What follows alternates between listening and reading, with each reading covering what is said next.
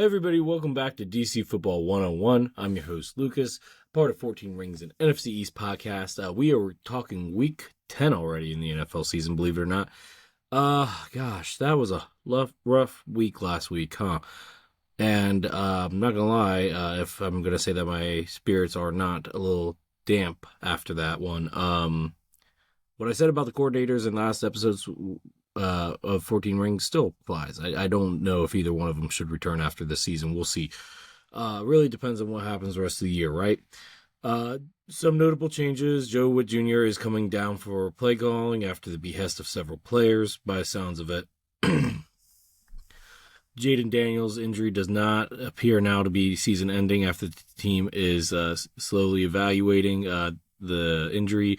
And have not put him on IR, which is a very interesting thing. I believe the word is that they are not going to make any final decisions and reevaluate him after the bye week. So keep that in mind too, guys. That being said, let's get into this matchup. People that are injured, it looks like, people that were on the injury report: Colson Yankoff, Bobby Wagner, Laramie Tunsil, Johnny Newton, Ja'Cory Crosby-Merritt, and Trey Amos, along with Javon Kinlaw, are all good to go for this game. Questionables are Tyler Owens, Quan Martin, and Eddie Golden. Be nice to have Golden back for sure. The people that are out: Terry McLaurin and Jaden Daniels. No surprise there. Honestly, I am kind of surprised not to see Terry on IR. It's frustrating, honestly. Just give the man time to recover. Let's not put any expectation on it. It only frustrates the fans, the coaching, everybody else. Just put them on IR, and let's see what happens in about 4 weeks. But, I'm not the coaching staff or in the medical room, so I don't know what to say for sure. But look, we're going to do our 3 keys to victory. So let's take a look at the lines. They are outside the top 10 in terms of total offense, but they're still, somebody to be reckoned with. They still got a lot of weapons. We know that their quarterback's solid, despite throwing a lot of interceptions against us in the NFC Championship, against us in the NFC divisional game. Detroit's out for blood, and there's definitely blood in the water here.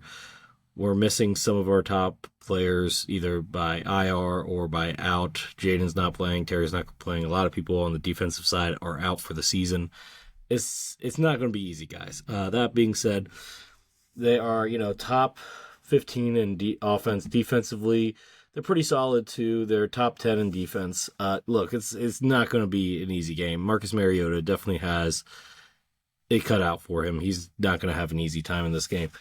The good news is overall the offensive line is solid, but in order to get guys open, you're now down Luke McCaffrey, Terry McLaurin. We know that Debo's playing injured. Jalen Lane has been wildly inconsistent up to this point, and everybody else is either off the streets or off the practice squad. Honestly, the other Ja'Cory Brooks is the one that I want to see this game. Elevate him from the practice squad. We know what Chris Moore is. We don't need to see 32 Chris Moore, 32-year-old Chris Moore. Chris Moore, thank you for your service, but we're good. We're good. Commanders are basically out of the wild card now. Now we need to, while still trying to win the games, obviously, we need to evaluate younger players. Corey Brooks is a guy that I really liked in training camp. Let's see what happens there. We need to evaluate him, lean on young experience in the wide receiver room. That's going to be number 1. Number 2, defense. Just do better. I don't know what to say here. It's going to be hard. We can't play man. We can't play zone defensively. Just make sure you make short tackles, because if we got any broken tackles, the Lions are going to be chewing us alive, eating us alive, literally and figuratively. At the end of the day, our corners need the tackle. Marshawn's out for the season now. I would like to see Mikey Moore on the outside. They're not going to tell us that before the game. Hopefully Mikey's starting on the outside. We got Noah or Jonathan Jones on the inside. But either way, we need to see more of Mikey on the outside. I think Mikey's just the guy that does better on the outside in general, in my opinion. Who knows? But Mikey needs to have a big game. Trey Amos needs to have a big game. And then our linebacker room. Do not let that two-headed lion in the Lions backfield get going, because if they do, we're done. we're done.